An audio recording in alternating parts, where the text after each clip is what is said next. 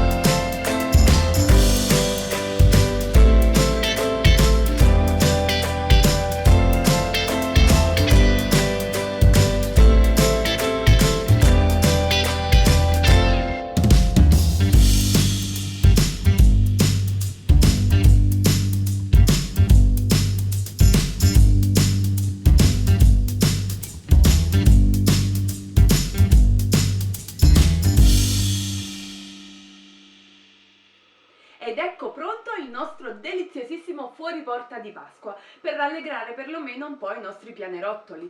Se il video vi è piaciuto ricordate di lasciarmi un bel pollice in su, iscrivetevi al canale con la campanella e mi raccomando seguitemi su Facebook e su Instagram. Se realizzate il fuori porta con il mio tutorial mi raccomando mandatemi le foto perché sul mio canale Facebook c'è proprio un album dedicato alle vostre creazioni con i miei tutorial. Alla prossima!